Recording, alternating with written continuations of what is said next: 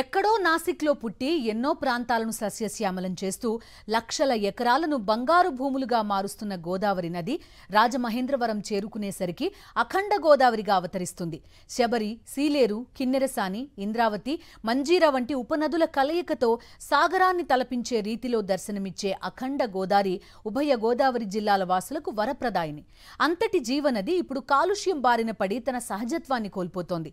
రాజమండ్రి వద్ద గోదావరి నది కాలుష్య కాసారంగా మారుతున్న వైనంపై సాక్షి టీవీ ప్రత్యేక కథనం.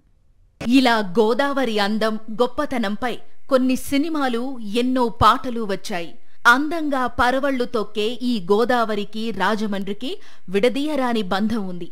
రాజమండ్రి అంటే గోదావరి, గోదావరి అంటే రాజమండ్రి అనేంతలా మమేకమైపోయాయి. అంతటి విశిష్టత కలిగిన గోదావరి ఇప్పుడెలా ఉందో తెలుసా? ఇలా చెత్తా చెదారం పేరుకుపోయి కంపు కొడుతోంది గోదావరి. పుణ్య స్నానాలు ఆచరించే ఘాట్ల వద్దే పరిస్థితి ఇలా ఉందంటే మిగతా ప్రాంతాల్లో గోదావరిని చూస్తే గుండె తరుక్కుపోతుంది.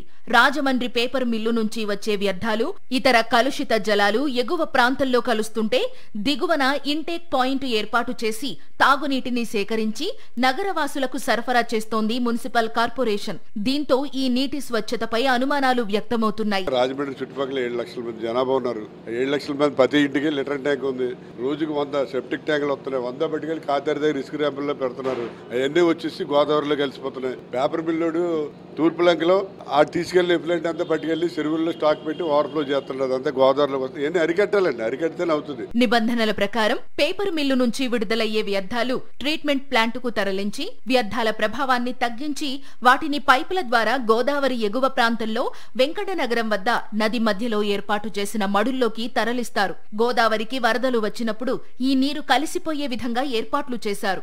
అయితే వరదలు లేని సమయంలో కూడా నేరుగా గోదావరిలోకి కలుషిత నీరు వచ్చి చేరుతోంది. దీనికి తోడు ఎగువన శ్మశానం నుంచి వచ్చే వ్యర్థాలతో కూడిన నీటిని తాగునీటి అవసరాల కోసం సేకరించడంపై నగరవాసులు ఆందోళన వ్యక్తం చేస్తున్నారు. ఈచ్ అండ్ ఎవ్రీ ఘాట్ ఒక 3 months కో 4 months కో అలాగా క్లీన్ చేయకపోతే మాత్రం ఆ ఇబ్బందులు వస్తాయి. యాత్రికులు వచ్చినటువంటి వాళ్ళు పవిత్ర స్నానానికంటే అనారోగ్యం పాలయ్యే పరిస్థితి వచ్చేస్తుంది. కాబట్టి మరి దాని మీద దృష్టి కేంద్రీకరించాలి. గత ప్రభుత్వ హయాంలో నేషనల్ రివర్ కన్జర్వేషన్ ప్రోగ్రామ్ లో భాగంగా గోదావరి జలాలను శుద్ధి చేసేందుకు అప్పటి ఎంపీ భరత్ రామ్ చొరవతో ప్రభుత్వం అనేక చర్యలు చేపట్టింది.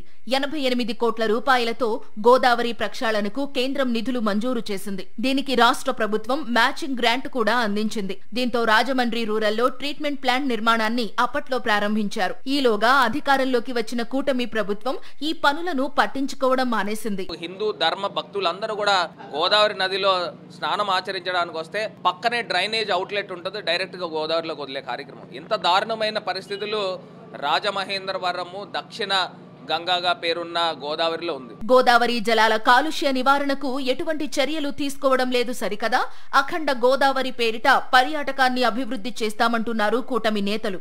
ఇటు చూస్తే కోట్లాది మంది పుణ్య స్నానాలు ఆచరించే రాజమండ్రి ఘాట్ల వద్ద గోదావరిలో పేరుకుపోయిన చెత్త దర్శనమిస్తోంది. గోదావరి నది పరిరక్షణ విషయంలో ఒకటి మాత్రం స్పష్టంగా చెప్పగలం. గోదావరి అనేది రాజమండ్రిలో ఉన్నటువంటి వివిధ డ్రైన్స్ కానివ్వండి, ఇటు పేపర్ మిల్ నుంచి కానివ్వండి, అనేక వ్యర్థాలు గోదావరిలో కలుస్తున్న మాట వాస్తవం. ఓవైపు గోదావరిలో కాలుష్యాన్ని గాలి కొదిలేసిన ప్రభుత్వం, మరోవైపు రివర్ ఫ్రంట్ పేరిట 8 కోట్లతో గోదావరి వద్ద నూతన బండ్ ఏర్పాటు చేసేందుకు ప్రయత్నించడం చూసి నగరవాసులు ముక్కున వేలేసుకుంటున్నారు.